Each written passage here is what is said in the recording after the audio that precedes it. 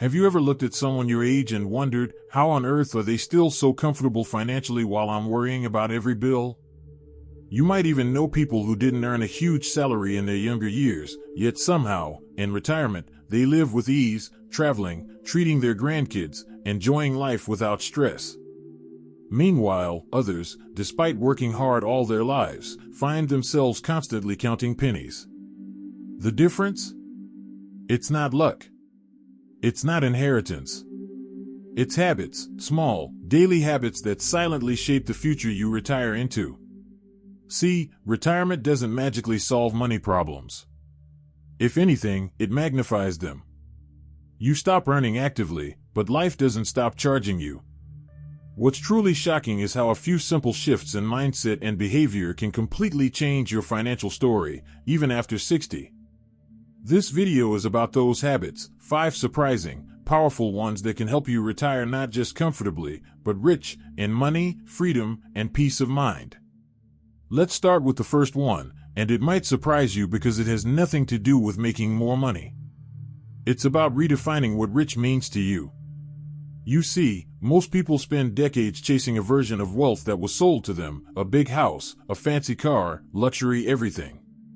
But when you reach retirement age, you realize that rich has a completely different meaning. It's not the size of your home, it's whether you can sleep peacefully at night knowing your bills are paid. It's not how much stuff you own, it's how little you need to feel content. That's the real freedom money is meant to buy. People who retire rich often share one thing in common: they stopped trying to impress others and started designing a life that truly fits them. They downsize not out of loss, but out of choice. They choose experiences over possessions. They simplify, declutter, and focus on what matters. And that simplicity becomes their superpower: fewer expenses, less stress, and more peace. I once met a couple in their late 60s who lived in a cozy one-bedroom cottage near the ocean. They had sold their big family house years ago, invested the proceeds, and now lived on modest pensions plus investment returns. They told me, "We realized we didn't need more money, we needed fewer reasons to spend it." That mindset shift, from chasing wealth to protecting peace, was the first real step toward financial freedom. So before anything else, take a moment to ask yourself, what does rich actually mean to you now? Because when you stop comparing and start clarifying, your decisions become a lot smarter, and your money goes a lot further.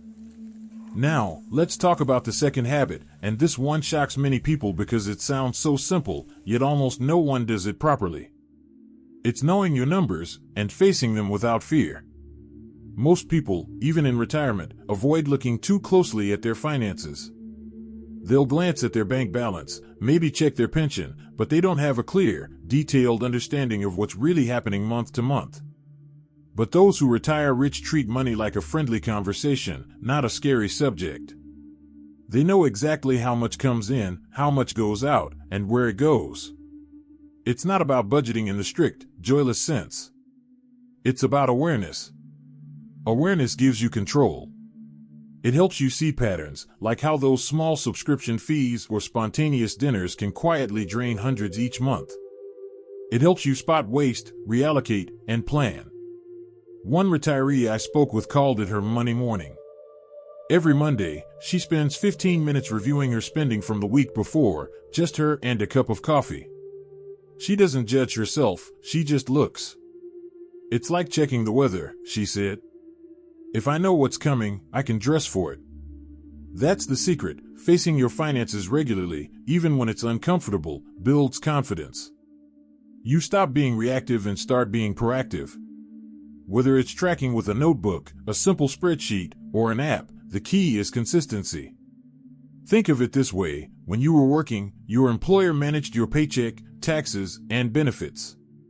In retirement, you are the CEO of your life. No one else will care about your money as much as you do. So act like the boss of your finances. You don't need a financial degree, you just need honesty, curiosity, and 15 quiet minutes a week. And here's the thing: when you know your numbers, you make better choices automatically. You spend with intention, invest with confidence, and sleep better at night because there are no surprises lurking. Now that you've faced your numbers, it's time for the third habit, one that turns small amounts of money into a quiet source of power, making your money work for you, even while you sleep. This doesn't mean gambling in the stock market or chasing high-risk ventures. It's about understanding the gentle power of compounding, even later in life. Many people think investing is only for the young. That's simply not true. While it's true that time helps money grow, it's never too late to put your money to work intelligently. Imagine this: you have a modest amount, say $10,000. If that money sits in a regular savings account earning almost nothing, it quietly loses value every year due to inflation. But if you place it in a conservative, dividend-paying investment or a well-managed fund, it could generate income, small, steady, and reliable. That's the beauty of investing for retirement. It's not about quick wins, it's about steady streams. The goal isn't to get rich fast, it's to stay comfortable forever. People who retire rich understand that money should never sit idle. They reinvest dividends, keep learning about simple, low-risk opportunities, and consult professionals when needed. They don't chase trends, they play the long game. One gentleman I met in his 70s said something I'll never forget: "I used to work for money, but now money works for me. And it never complains, never takes sick days, and never gets tired." That mindset changes everything. Because when your money is working, even quietly, you feel empowered. You stop worrying about every dollar leaving your account, because you know some are also coming back. The truth is, it's not too late to start. Even small steps count: investing part of your pension in a safe growth fund, buying a few dividend stocks, or learning about government-backed bonds. The goal isn't perfection, it's progress. Every little bit compounds, financially and mentally. Because the moment you realize your money can support you, not the other way around, you unlock a whole new level of peace. And once you've built that foundation of clarity, control, and growth, you'll be ready for the next surprising habits, the ones that can multiply your wealth in ways most people never think about. If you're still watching and feel that these insights are meaningful, please type number 2 in the comments to let me know you're still with me. And if you haven't subscribed yet, I warmly invite you to do so, and don't forget to turn on the bell, so you won't miss any of our upcoming videos designed to uplift, inform, and inspire. Your support truly means a lot. It's what keeps us going and allows us to continue sharing thoughtful, helpful content just for you. Now, let's continue this journey together. Now, once you've built that foundation, redefining what rich really means, facing your numbers without fear, and letting your money start working quietly in the background, there's another layer to all this. And this next habit might surprise you because it's not about spreadsheets or investments at all. It's about the people you surround yourself with. Let me explain. You've probably heard the saying, "You're the average of the 5 people you spend the most time with." It's one of those phrases that feels cliché until you really think about it. If you spend time with people who constantly complain about being broke, who fear every economic change, or who see money as something to suffer over, that mindset starts to rub off on you, even if you don't realize it. But people who retire rich, they build a circle that uplifts them emotionally, mentally, and financially. They talk about ideas, not just problems. They share opportunities, not just worries. They don't have to be millionaires, but they have a healthy relationship with money and life. They focus on growth, not scarcity. I once met a retired teacher who joined a local investment club, not to gamble, but to learn. Every month, she'd meet with a small group of retirees who shared what they were reading, what they were trying, and how they managed their budgets. She told me, "It's not even about the money anymore. It's about staying curious and learning from people who want to keep growing." That's the secret. When you surround yourself with positive, forward-thinking people, you naturally become more confident and capable. You start believing there are still opportunities out there, even after 60, 70, or 80. And that belief changes your behavior. You take small, smart risks. You find creative ways to earn or save. You become resourceful. So, if you've been spending too much time around negativity, maybe it's time to make a quiet change. Join a community that shares your goals. It could be a retirement group, a local class, or even an online community that talks about financial wellness or personal growth.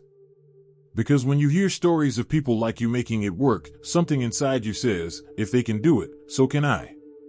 Now that brings us to the fourth habit, and this one might just be the most powerful financial move that costs you absolutely nothing. It's the habit of gratitude and generosity. At first, that might sound odd. How can giving money away, or focusing on gratitude, possibly help you retire rich? But stay with me for a second. There's something deeply transformative about shifting your focus from what you don't have to what you do. When you look at your life and truly see what's already abundant, your health, your relationships, your time, your freedom, something changes inside you. You stop making decisions from a place of fear, and you start making them from a place of calm confidence. And financially, that changes everything. People who live with gratitude make smarter choices. They don't chase every shiny object trying to fill an emotional gap. They're less likely to spend impulsively or fall into debt because they already feel fulfilled. And interestingly, gratitude often brings unexpected opportunities, a sense of openness that attracts good people and good timing. And generosity? That's gratitude in motion. You don't need to give big, you just need to give intentionally. Maybe it's donating to a local cause, helping a neighbor, or even buying coffee for a friend. When you give, even in small ways, it tells your brain, I have enough. And that mindset, that feeling of enough, is what separates those who feel poor from those who feel rich, no matter what's in the bank. There's a story I love about a Japanese retiree who had very little savings but lived joyfully. When asked how she managed, she said, every morning, I say thank you for one thing I already have, and one thing I can give today. Her philosophy wasn't about hoarding wealth but circulating it, letting it flow, not stagnate. And that's the energy of true abundance. Here's the beautiful irony. People who give, even just a little, often find themselves receiving more, not always in money, but in opportunities, connections, and peace of mind. When you give, you remind yourself that you're in control of your life, not at the mercy of it. And that's real wealth. Now, before we move to the final habit, there's one more mental shift that connects everything we've talked about so far, and it's one that few people master. It's learning to live below your means without feeling deprived. This isn't about being cheap or denying yourself joy. It's about designing a lifestyle where your happiness doesn't depend on how much you spend. The richest retirees I've met aren't necessarily the ones who drive luxury cars or live in big homes. They're the ones who've learned how to get joy from simple, low-cost pleasures. They find beauty in a morning walk, laughter with friends, a home-cooked meal, or watching their grandkids play. They don't need constant stimulation or consumption to feel alive. They've trained their minds to see value in moments, not price tags. I met a retired man once who said, when I was younger, I thought happiness came from buying things. Now I know it comes from appreciating things. He still enjoys treats, an occasional dinner out, a weekend trip, but those are experiences, not crutches. He saves more than he spends, not because he has to, but because he genuinely enjoys simplicity. When you live below your means, your money stretches further. You build an invisible cushion that gives you freedom to say no, to rest, to choose what matters most. You don't panic when prices rise or when an unexpected expense appears, because you've built space into your life. And that space is wealth. You see, the real goal isn't to retire with millions, it's to retire with peace. And that peace comes from knowing that your happiness is no longer chained to your spending. When you master that, when gratitude replaces greed, when simplicity replaces stress, your relationship with money completely transforms. And once that mindset is in place, you'll be ready for the final piece of the puzzle, the last habit that ties all of this together and helps you not just retire rich, but stay rich in every sense of the word. Now that we've explored how redefining wealth, surrounding yourself with positive influences, practicing gratitude, and living below your means can transform your financial and emotional well-being, there's one final habit that ties everything together. And it might just be the most surprising of all. It's about investing in yourself. Yes, even now. Especially now. Because here's the truth, the most valuable asset you'll ever have isn't your house, your pension, or your savings, it's you. Your skills, your mindset, your health, and your ability to keep learning and adapting. That's what keeps you not just rich, but alive, curious, and fulfilled long after retirement begins. Too many people think that once they hit 60 or 70, their growth years are over. But the reality? The people who stay mentally and financially sharp well into their 80s and 90s are the ones who never stop learning. They read. They ask questions. They take classes. They stay curious. And they invest time and sometimes a little money into expanding their mind. I met a 72-year-old woman who started learning digital photography after she retired. She didn't do it for income, though later, it turned into a small business selling prints online. She did it because it made her feel alive again. She said, "When I learn something new, I feel like I'm investing in my own happiness." That's it. That's the secret mindset of the truly rich. They see personal growth as a form of wealth creation. And it doesn't have to be something grand or expensive. It might be taking a free online course, learning to cook healthier meals, or even understanding how to manage your savings better. When you do these things, you're not just gaining knowledge, you're strengthening your confidence, independence, and self-worth. You see, money alone doesn't make you rich, wisdom does. Because when you know how to make smart decisions, how to adapt, and how to stay calm under pressure, you carry that wealth everywhere you go. And investing in yourself doesn't stop with learning. It's also about caring for your body and your peace of mind. You could have all the money in the world, but if your health fails or your days feel empty, what's the point? That's why the richest retirees don't just manage their finances, they manage their energy. They rest when they need to, they move daily, they eat mindfully, and they take care of their emotional world. They don't see self-care as indulgence, they see it as maintenance. Because you can't enjoy your wealth, in any form, if you're too tired or stressed to live fully. And here's the beautiful thing, the more you invest in yourself, the more confident and capable you become. You stop depending on luck or fear to make financial decisions. You start to trust your own judgment. And that confidence spills into everything, your relationships, your finances, even your sense of purpose. I once heard someone say, retirement isn't the end of your story, it's just a new chapter. And you're still the author. That line stuck with me. Because it reminds us that wealth isn't something that just happens to you, it's something you create, day by day, through the choices you make and the mindset you nurture.